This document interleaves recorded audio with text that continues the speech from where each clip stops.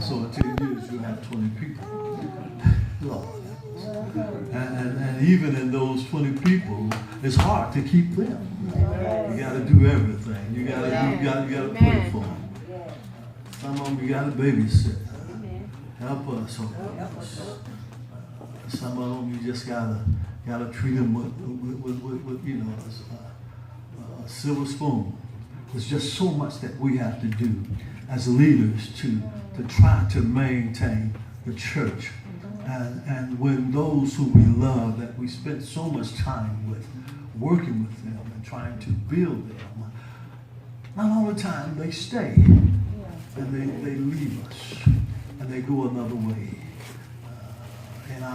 In our struggles and in our demise, in our fight to maintain what we have.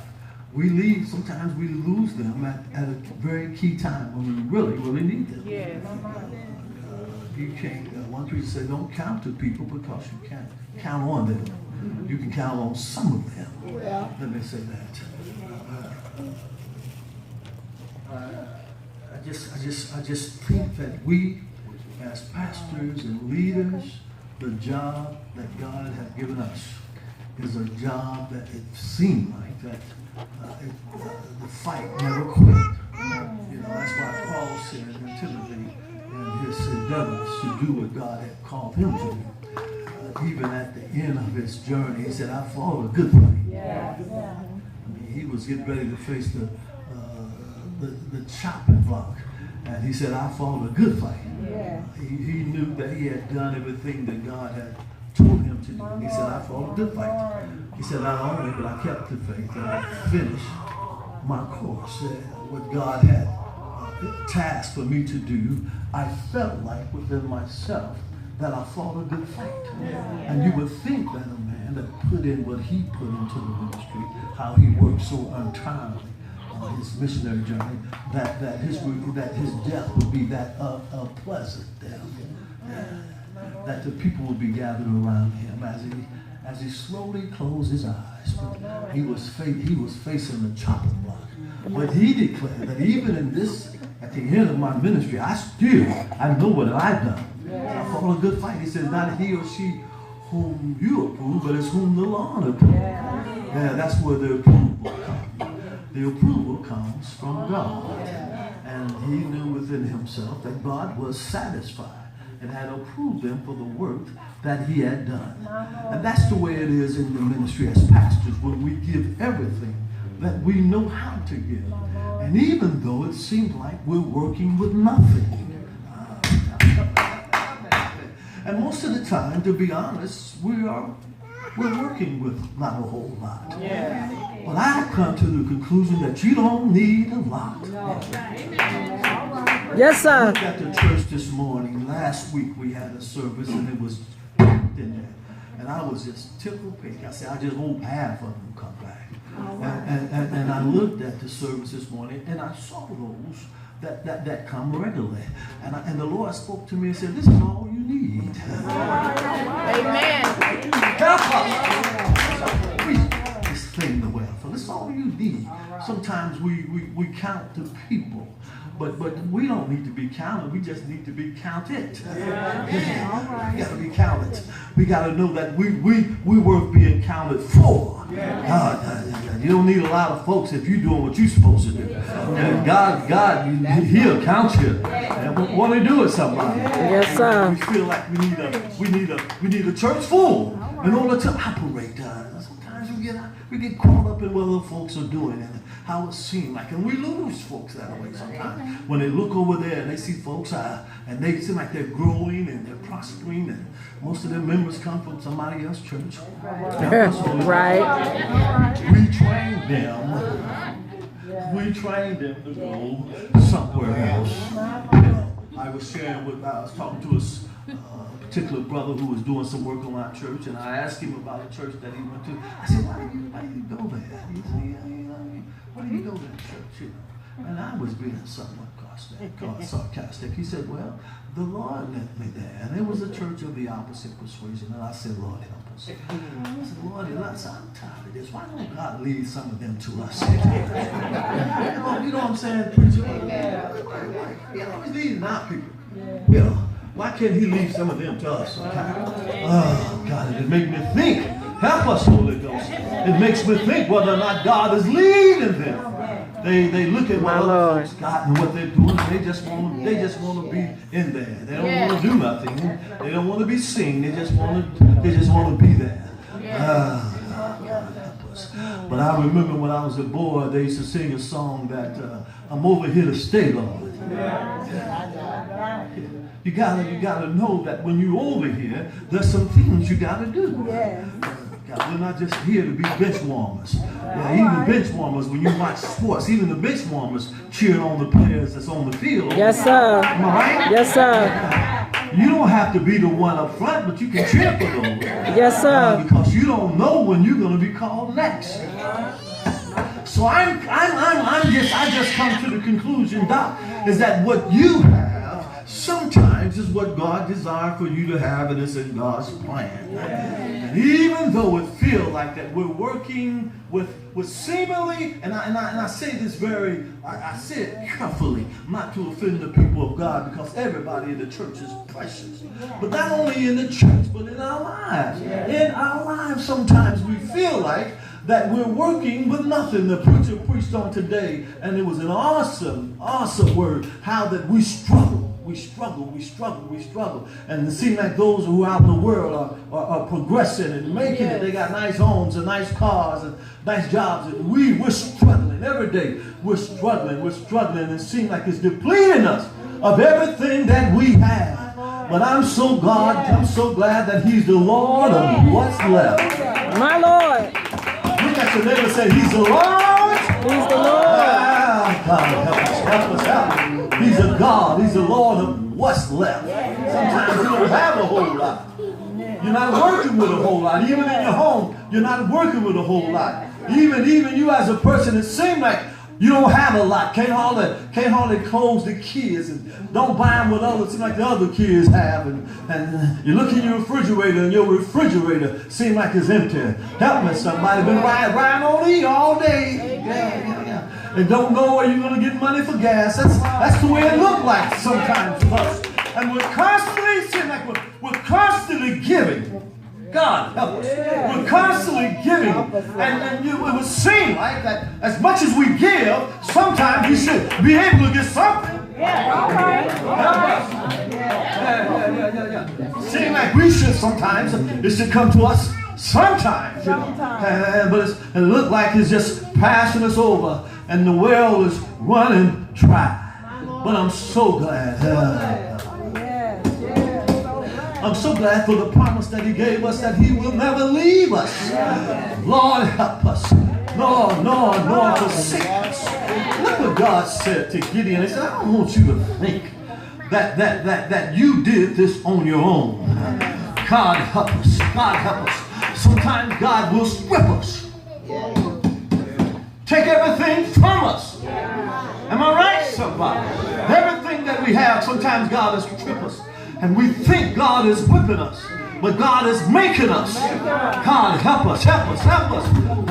Can you imagine, God help us, how some of us live and how we seem like we barely survive, but yet we go through. We make it. Yes, sir. And when it's over, we see where God brought us from. Yes, sir. How, God, did I do this? It looked dim and it looked bleak. How did I do it? Oh, God, I've seen my wife go into the store with $20 and come home with a week worth of groceries. And I say, look at God. Amen. He's the Lord of the, help me to say, He's the Lord of the what? He's the Lord of what's left. Yeah, so we won't get the glory out of what we're going through. He wants us to see that He did it. He the one that made the way. He the one that opened the door. How can you pay for a church with just 7 people in the church? God did it. Yes, sir. Talk, He sir. don't want us to get the glory. Yes, sir. God help us. He don't want us to feel like, He don't want us to flex our muscles. He wants Him to be glorified. And everything that we do, He shows us how He opened up doors. He shows us how he makes ways and how he heals our body and how he covers our children and our family. God shows us how he does those things for us so he can be glorified. And I'm so glad that I know that God, when I look at the things that I came through and I look where I came from and what I have, I don't have a lot, but I know that what I got, God did it. Yes, sir. I can't get the glory for what I've got now. I can't give myself, I don't know, I'm not going to pat myself on the back because I know that God did it because it looked bleak for me. I didn't think I could make it. I didn't think it would fall through. You know how some of us, things come hard. Am I right? Some of us things come hard for. Some of the other folks, whatever they get, it just drops right in front. Right. Some of us, we have to go through some hard shit. Yes, sir. Hard times. It seems like it's not going to come. And we keep waiting on God and trying to figure out where are you, God? Yeah. Is it ever going to happen? Seems like it's happening for everybody around us, but it's not happening for us. Am I preaching to somebody? Yes, sir. It's not happening for us, but everybody else seems like they're getting blessed. Oh, God, and we're struggling and we're praying and we're saying, God, where are you? Where are you, Lord? I just feel like I can't make it no longer. I can't keep going through this. And we begin to pray the prayer. I love you, Lord. And I serve you, Lord. And I walk with you. I gave you everything. I said goodbye to the world. Am I talking to somebody? You know how it is when you give up. You're expecting to get something from God. Yeah. When you make the sacrifice, you're hoping that God's going to show up. And it seems like he's not there. And it seems like he's not going to show up. But I'm so glad that somebody picked it up, said he may not come when you want him to. But I'm so glad there was a neighbor. I'm so glad when he comes right on time. God is a God. He's the Lord of the left, what is left.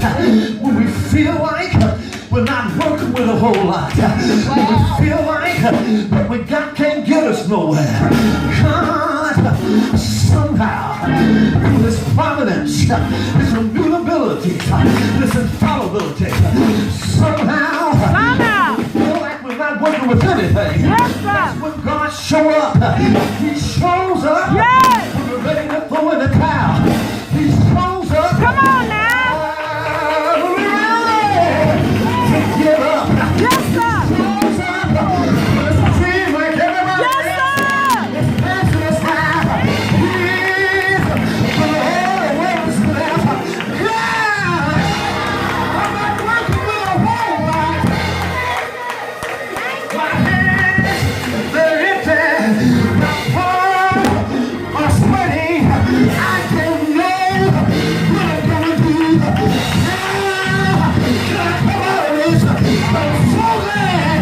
He's the Lord of what is left. He'll take what you got.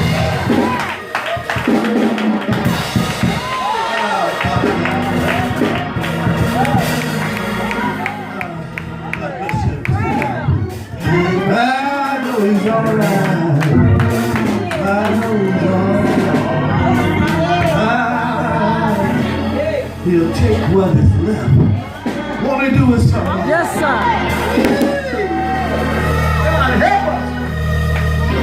What is left, preacher? They leave you. And they leave you to die. But God will take what is left. Yes, sir. He's the Lord of what is. Am I right? Yes, sir. I had 2 fish and a couple of loaves of bread.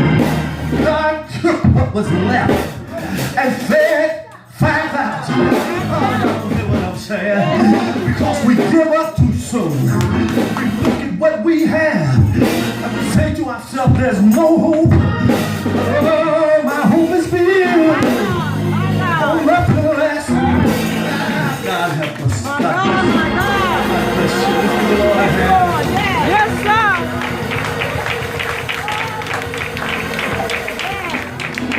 good to us. And he's worthy to be praised. He's the Lord. He's the Lord. He's the Lord. Well, what's left? Left. Jesus. What is left? He's the Lord. He's telling us whatever you got, I can work with. That's right. Yeah. God help us. Whatever you got, Yeah. I can work with. Praise Him. Praise Him. For I'm the Lord of what is. Yes, sir. Everything else got out of your hand. But I'm the Lord of what is left. God bless you.